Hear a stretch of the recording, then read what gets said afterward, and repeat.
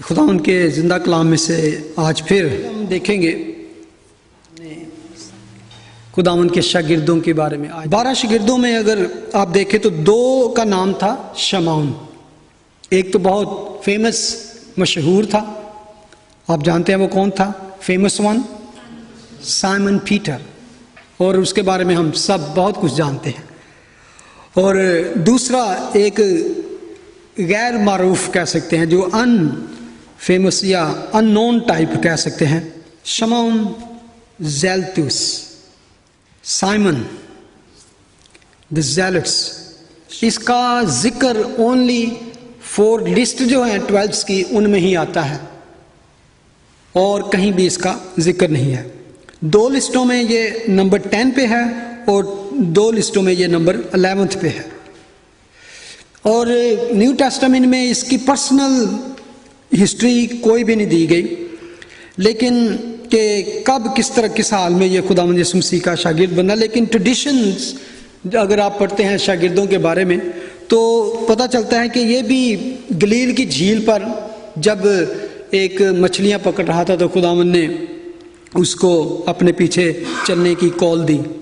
और एक और भी ट्रेडिशन है, दोनों ट्रेडिशन है लेकिन यकीन से कुछ नहीं कहा जा सकता, लेकिन कहते हैं कि जब खुदावंद यीशु मसीह काना गलील की शादी में गए तो उस शादी में जो दूल्हा था वो यही था, शमौन ज़ेलोटस।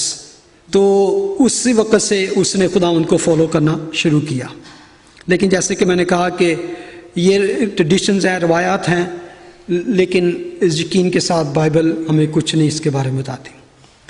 इसके नाम के साथ जब हम देखते हैं कि 2 जगह पे, चारों लिस्टों में 2 जगह पे उसको आता है शमौन ज़ेलोटस और 2 जगहों पे आता है शमौन कनानी। और ज़ेलोटस ये जो वर्ड आया ज़ेलस, और मजहबी गैरत रखने वाला, रिलीजियस फंडामेंटल कह सकते हैं।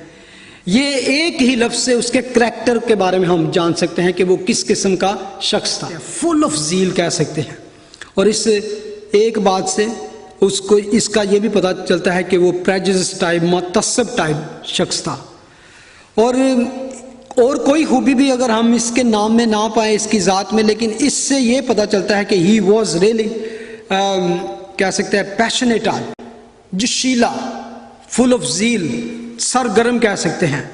और जब मैथ्यू और मार्क इसको शमौन कनानी लिखते हैं तो ये असल में अरामिक वर्ड से लिया गया है। ये जगह का नाम नहीं, बल्कि इसका मतलब है कि एक गैरतमंद जो जिसके अंदर ज़ील हो बहुत ज़्यादा। और लूका इसको बिल्कुल सही माने में लिखता है कि शमौन ज़ेलोटस, ज़िलाउस। और कह सकते हैं कि ये एक तरह का पॉलिटिकल टाइटल था उसका, क्योंकि ये एक इंतहा पसंद यहूदी था। खुदावंद के ज़माने में when Jesus was in Jerusalem, वहाँ पे कई टाइप सेक्ट थे यहूदियों के, और 4 जो ग्रुप थे वो काफ़ी फेमस थे, जिसमें आप कह सकते हैं फैरिसीज जो काफ़ी फंडामेंटल थे और रिलीजियस टाइप थे, और उसके बाद सैदुसीज जो लिबरल टाइप के लोग थे, और एक था फिरका जिसको असीनी कहते थे, और वो था मिस्टिक्स टाइप जो केव्स में रहते और डिफरेंट उनकी थियोलॉजी थी। तो एक था ये ज़ेलोटस, ये था कह सकते हैं कि पॉलिटिकल ओरिएंट, गुरिल्ला टाइप लोग थे, टेररिस्ट टाइप कह सकते हैं जो लोग, एक ग्रुप था। और एक्चुअली इनका आगाज़ हुआ 167 BC, जब एंटियोस एपिफनी ने जेरूशलम पर हमला किया और वहाँ पर कब्ज़ा कर लिया। तो यहूदियों का एक ग्रुप था, उन्होंने उसके ख़िलाफ़ बगावत कर दी। उनको कहते हैं मकाबीस का दौर कहते हैं, मकाबियों का दौर कहते हैं। और ये एक एरा थी, कह सकते हैं कि यहूदियों का एक शानदार ये टाइम था, उसको कह सकते हैं। लेकिन जब रोमन्स ने उन पर यलगार की, वहाँ पे अटैक किया, तो ये उसके साथ ही ये भी ख़त्म उन्होंने कर दिया। और उसके तकरीबन कह सकते हैं कि आफ्टर सेंचुरीज के ये फिर आहिस्ता आहिस्ता जमा होने शुरू हुए और इनका जो फाउंडर था इस ग्रुप का, उसने अपने मरते टाइम कहा कि आ बेटो, तुम्हें शरीयत के लिए गैरतमंद होना चाहिए, अपने अजदाद के अहद के लिए अपनी जान दे दो। ये एक्चुअली गैर मुस्तनिद जो किताब है मुकाबिस की, उसमें इसका जिक्र है। और यहीं से उसका नाम जो कह सकते हैं ज़ैलतुस, उसका ग्रुप का। और जब ये ग्रुप फिर दोबारा इस्टेब्लिश हुआ तो उन्होंने क्या करना शुरू किया, एक सीक्रेट टाइप, खुफिया टाइप तहरीक चलानी शुरू कर दी रोमन्स के ख़िलाफ़।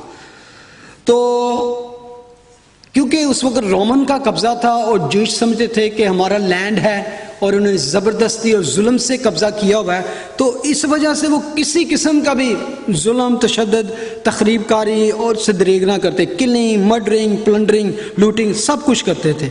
और बहुत से लोगों का ख्याल है कि बराबा भी इसी ग्रुप के साथ ताल्लुक़ रखता था। बराबा जो जिसको कत्ल और रिबेलियन और के ख़िलाफ़ जुर्म में कैद किया गया था।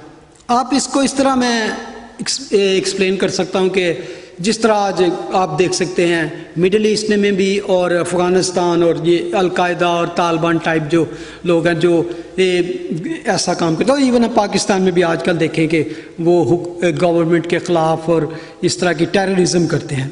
इस तरह का मिलता जुलता ये ग्रुप था और वो एवरी डे कोई ना कोई नई साजिश करते रहते हैं और इसको मजहबी गैरत का नाम देते हैं और हर किस्म का जुल्म और दहशतगर्दी को अपने लिए राइट समझते कि वी कैन डू दैट। क्योंकि मेन इनका टारगेट था रोमन्स।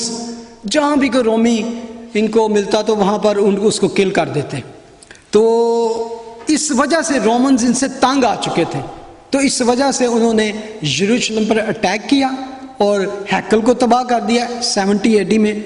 और बल्कि about 985 towns in Galilee they destroyed and killed many thousand Jewish।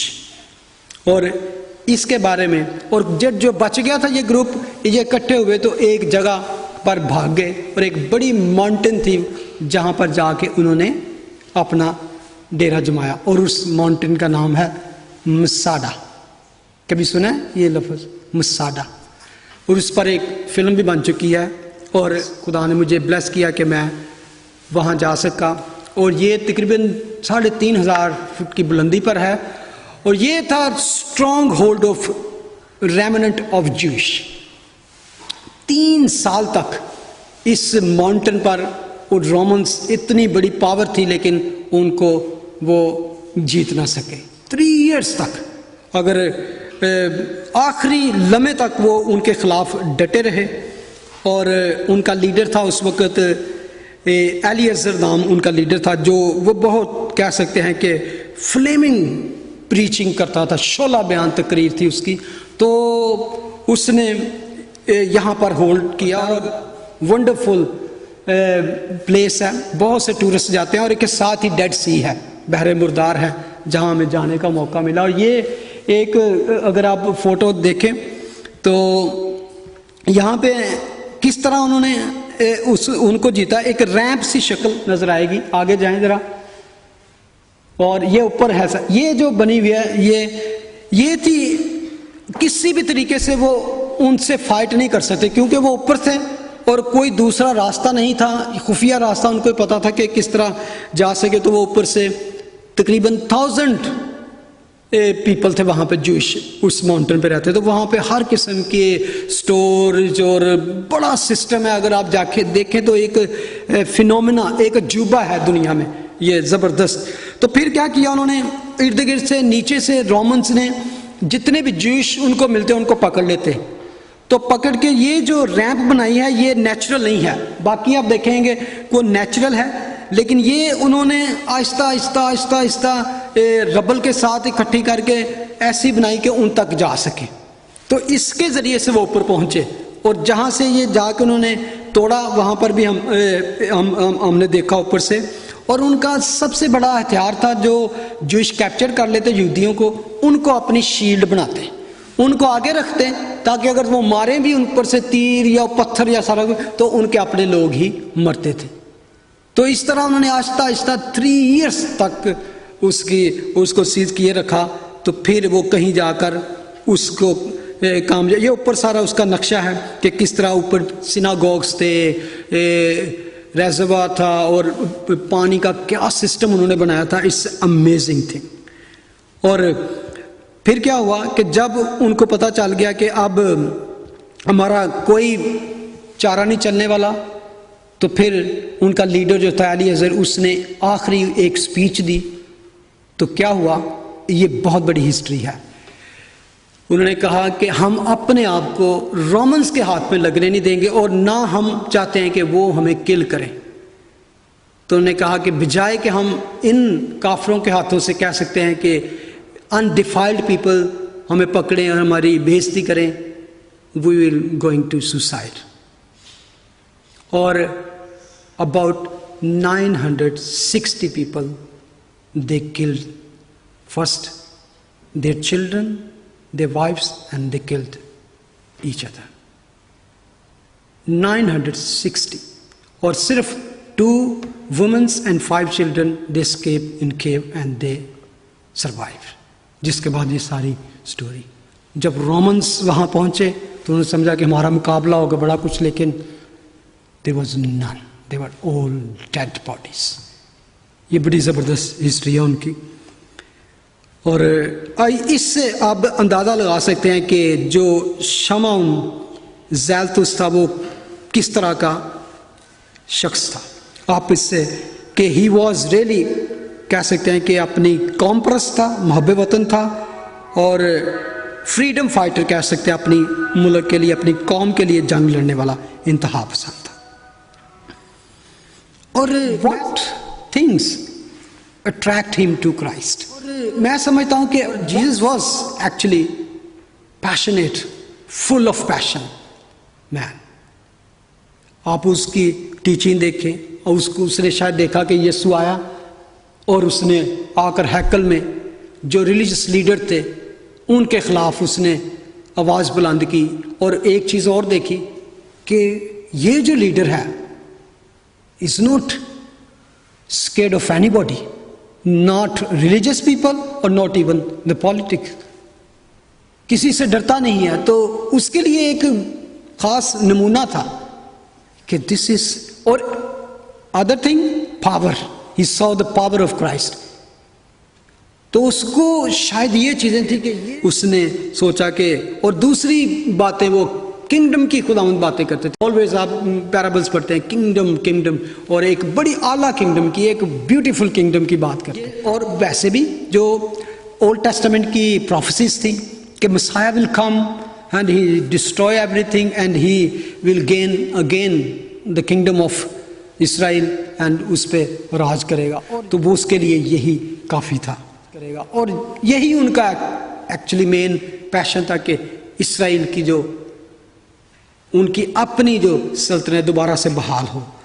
तो इस वजह से मैं समझता हूं कि he understand he can do that, he has a power, is a bold and he have a wonderful.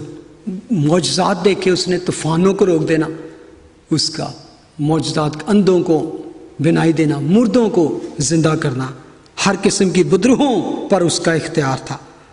तो मैं समझता हूँ कि उसके लिए यीशु मसीह की दिलेरी जो थी, बोल्डनेस थी, उसके जज्बे को उसने, हो सकता है उसने उसको गलत मफहूम दिया, लेकिन उसको चाहिए था कोई ऐसा लीडर और दाऊद के तख्त पर जो कब्जा कर सके और इसराइल की हुकूमत को दोबारा से कायम कर सके। और ये सब चीज़ें उसे यीशु में नजर आई। तो उसने ये यकीन हो गया कि यीशु सियासी हुकूमत कायम करेगा, लेकिन शायद उसको इस बात का इल्म नहीं था कि कॉल ऑफ क्राइस्ट उसके इस जज्बे को कायम रखेगी, लेकिन बदल कर किंगडम ऑफ दिस वर्ल्ड उसको टर्न कर देगी किंगडम ऑफ गॉड में, कि वो खुदा की किंगडम के लिए काम करेगा।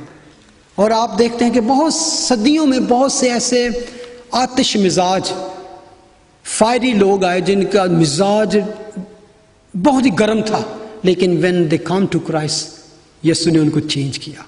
और उनमें एक नाम आपको याद होगा पॉल, वो इतना यानी कि सरगर्म था अपनी ज़ील के लिए, अपनी मुल्क के लिए, अपने रिलीजन के लिए, अपने खुदा के लिए। He was killing everywhere Christians. Even उसका ये पैशन, उसकी ये ज़ील उसको यरूशलेम से 100 माइल दूर ले गई, दमिश्क में, जहाँ पर खुदा यीशु मसीह से उसका एनकाउंटर हुआ। और ये भी एक तरह का इस तरह का शख्स था।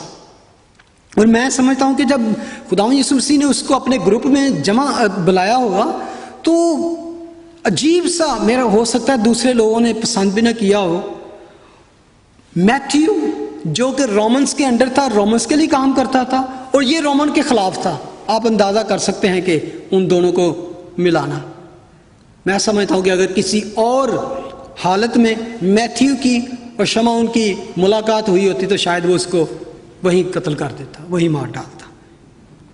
क्योंकि जो कोई इवन उनके रोमन्स के अंडर यहूदी काम करते हैं, उनके अंदर वो ज़्यादा उनसे नफरत करते कि तुम गद्दार हो कौम के, तुम अपनी कौम के, अपने मजहब के, अपने लोगों के गद्दार। खुदा Yeshu Masih, what kind of people he is looking? All kind of people, all kind of people. Yeshu ने कभी नहीं कहा कि एक ही मिजाज के मेरे ग्रुप में लोग हों, ऑल काइंड ऑफ पीपल के लोग हों, बल्कि हर रंगो नस्ल, हर कबीला, हर लैंग्वेज, हर रेस से उसके। और आज देखते हैं कि वाकई उसकी किंगडम में बहुत से लोग हैं। जब किसी का भी मिलाप यीशु के साथ होता है, किसी इंसान का, तो उसके साथ उसकी सुलह होती है। जब यीशु के साथ किसी की सुलह होती है तो फिर उसकी इंसान के साथ सुलह आसानी हो जाती है। जिसका यीशु के साथ मिलाप नहीं है ना, खुदा के साथ पीस नहीं है, you can't be peace with other people. You have to have peace with God, then you can make peace with other people. क्योंकि उस पीस को कायम करने के लिए you need divine peace, not the peace of this world. Jesus said, I will give you my peace, the peace जो world नहीं दे सकता, ऐसा इत्मीनान। तो then you can part those खलीज को, वो जो गल्फ एक दूसरे के, इंसानों के दरमियान, दोस्तों के दरमियान, फैमिलीज के दरमियान और पीपल्स के दरमियान है, it's only Prince of peace इसको मेल मिलाप करा सकता है। जोश और जज्बा, ज़ील अपनी जगह बुरी नहीं है, लेकिन बुरी उस वक्त है आपका जोश जब उसको गलत काम के लिए इस्तेमाल किया जाए। पौल यही समझता था कि मैं खुदा के लिए एक अच्छा काम कर रहा हूं, और आज देखिए टेररिस्ट जो लोग टेररिज्म करते हैं, और आप उनके बारे में, जब अमेरिका में वो बोस्टन में जो टेररिज्म हुआ, बम धमाके हुए, और उन्होंने जब उन लोगों के बारे में रिसर्च किया, इन्वेस्टिगेशन की, तो everybody is saying very nice people, very loving people, very kind, very good people, दोस्त ब्रदर। और उससे पहले भी आप देख सकते हैं कि जितने भी टेररिस्ट अटैक, खुदकश हमले, सुसाइड जिन्होंने किए, उनके बारे में पढ़े कि वो दे वर गुड पीपल और they were doing good in their sense, serving God to killing people, killing other people. लेकिन जब उनकी आंखों से ये तासुब का, ये नफरत का पर्दा उठता है, तो तल्ख मिजाज लोग भी जो हैं वो यीशु के करीब आकर बदल जाते हैं। And Simon was changed. उसका जज्बा जो जिस तरह पौलुस का जज्बा था, पैशन था, वो चेंज हो गया। तो उसने मसीह की खातर मारने की बजाय अब मार खाना शुरू कर दिया। He was not afraid. उसने कहा, I died in Christ, I am no longer live, who live in me, Christ live in me. Hallelujah. जब तक इल्म और वाकफियत ना हो, नॉलेज ना हो, तो आपका जज्बा जो है वो तासुब में बदल सकता है। इसलिए you need to know the knowledge और ट्रू नॉलेज। और मैं समझता हूँ इसकी उस ग्रुप में शमूलियत, मौजूदगी दूसरों के लिए एक हमेशा चैलेंज बनी रहती होगी कि वो हर वक्त वो भी ज़ील उसके अंदर होगी, दिलेरी होगी, और दूसरों के लिए ये एक बड़ी अच्छा चैलेंज था। उसने जब यीशु को कबूल किया तो मैं समझता हूँ उसने अपने डैगर को, अपने खंजर को फेंक कर तो क्या उठा लिया? सलीब उठा ली। He just took the cross and walk and follow the Christ and never turn back. उसके पीछे पीछे हो लिया। खुदा चाहता है कि हम ऐसा जज्बा रखें। He is looking people those have zeal. जब खुदा यीशु मसीह उस हैकल में गए और उन्होंने सफाई की तो लिखा है कि मुझे तेरे घर की गैरत खा, ये प्रोफेसी थी। The zeal of the house of the Lord eaten me up. और ऐसी zeal जो है खुदा चाहता है कि उसके लोगों में हो। और जो अर्ली डिसाइपल्स थे, अर्ली क्रिश्चियन थे, they have this kind of zeal, the passion to preach Christ, to be killed for Christ. और इस कदर उनके बारे में कहा जा अमाल की किताब में पढ़ते हैं जाके कि उनके बारे में कहा जाता था कि उन्होंने सारे जहान को बागी कर दिया है। ये इस तरह हर जगह जहाँ जाएं यही प्रीच कर देते नजर आते हैं, जहाँ जाए मसीह का कलाम सुना रहे हैं। और नॉट सो लॉन्ग, और उस नॉन वर्ल्ड जो था उस टाइम पे रोमन का, एवरीवेयर मसीहत फैल चुकी थी एटलीस्ट। और तीसरी सदी तक रोमी हुकूमत का मोर देन 10% जो हिस्सा था ही वॉज क्रिश्चियन।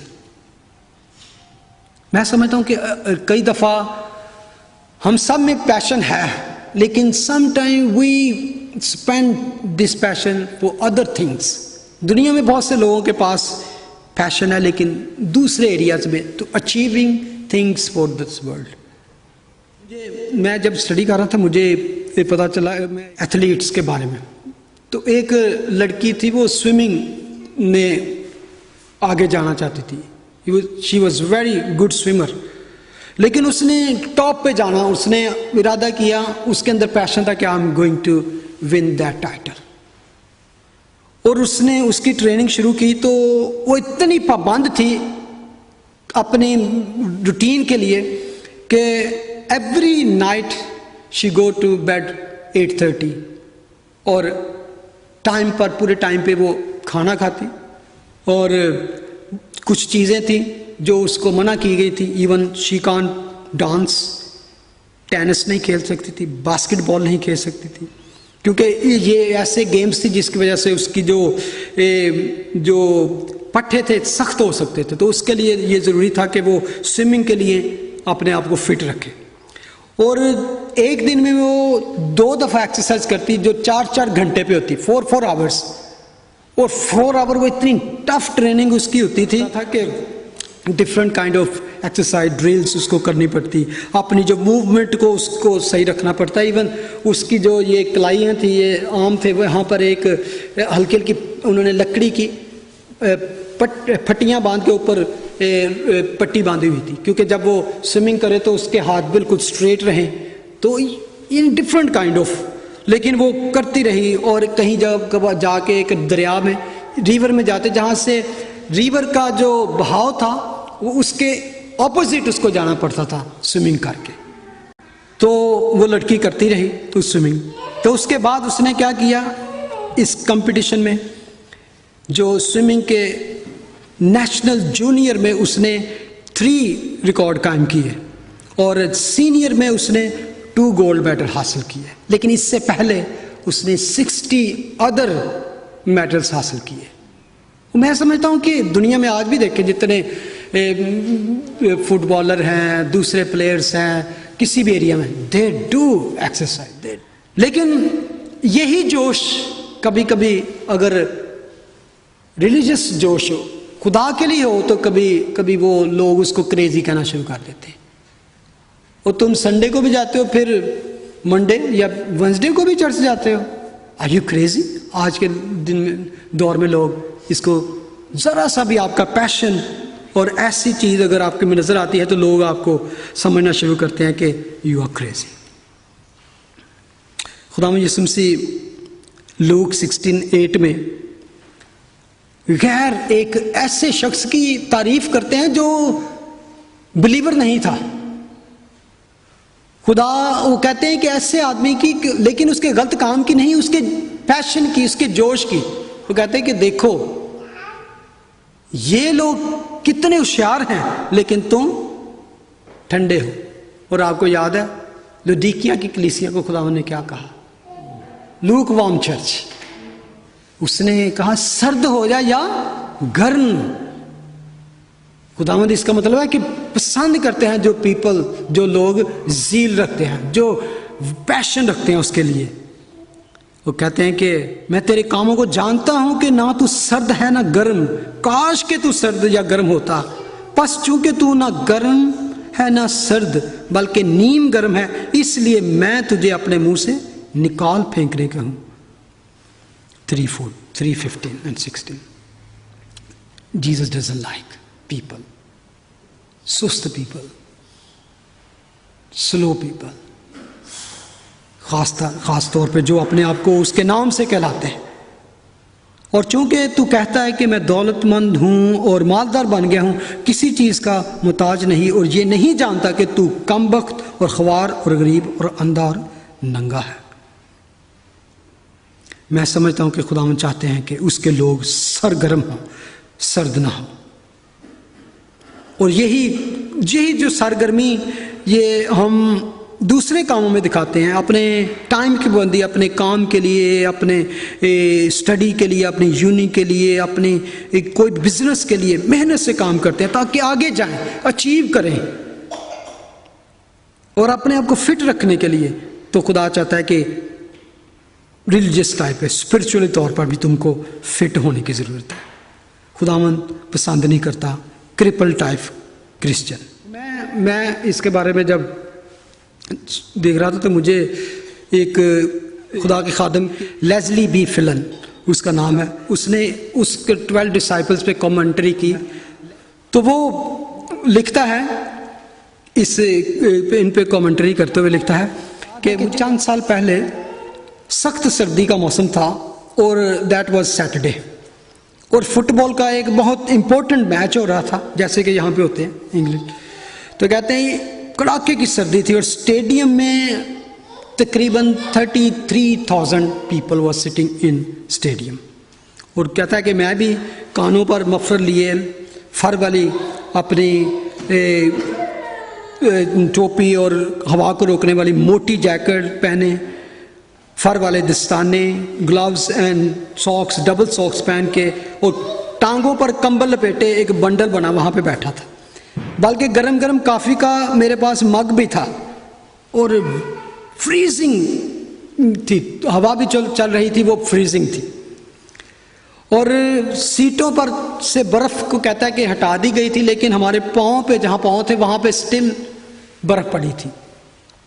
लेकिन क्या वो कहता है कि लोग चिल्ला चिल्ला कर सामान सर को उठा रहे थे, और मैं सोचता था कि इस सख्त सर्दी के मौसम में how many people will sit in the church.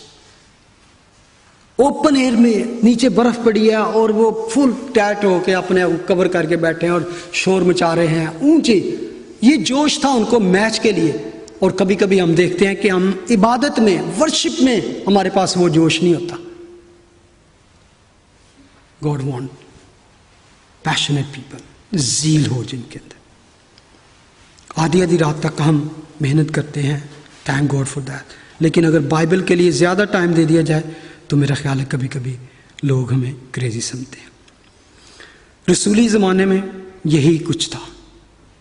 अगर आप ज़्यादा बाइबल के बारे में, खुदा के बारे में बात करते हैं तो ये नया नहीं कि अगर आप लोग आपको डिफरेंट कहते हैं।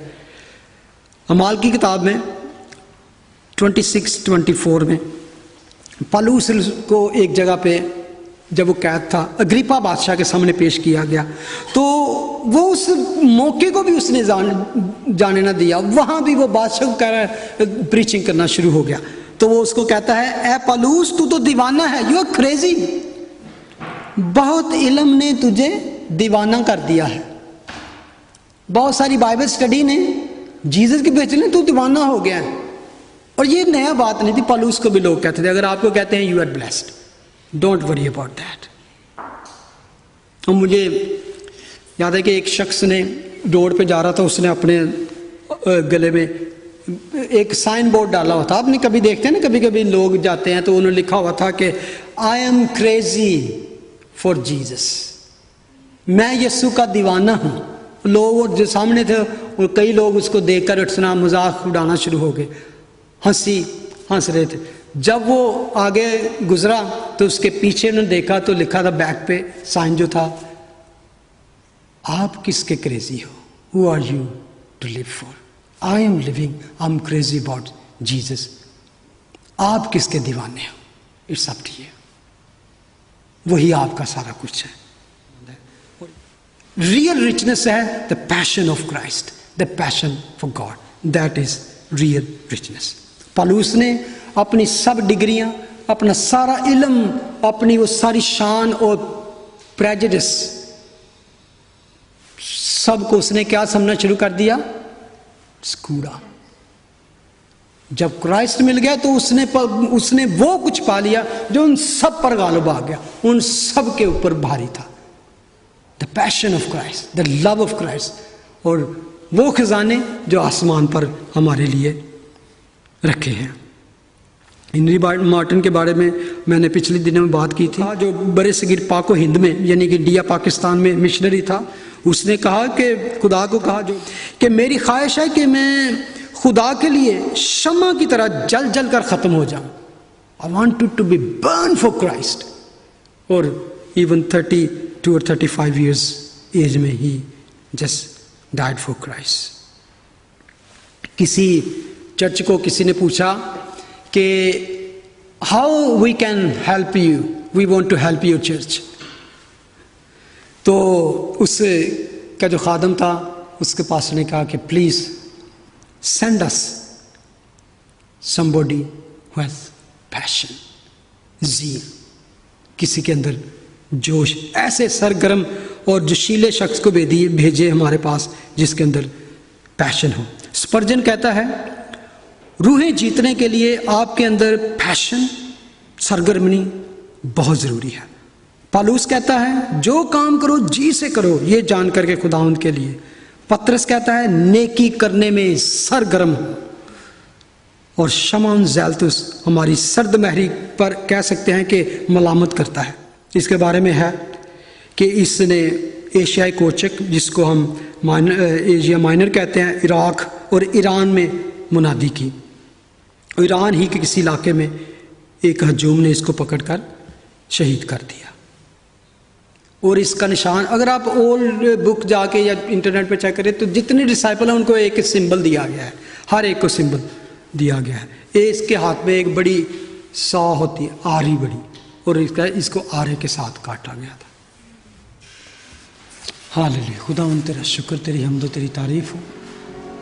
तूने हमें मौका दिया तेरे हुजूर में आए और तूने हमें कबूल किया। खुदावंद आज की ब्लेसिंग हमारे साथ रहे और खुदावंद हम तेरी बातों को याद रखें और तेरे साथ वफादारी के साथ चलते रहें। In Jesus name we pray, आमीन।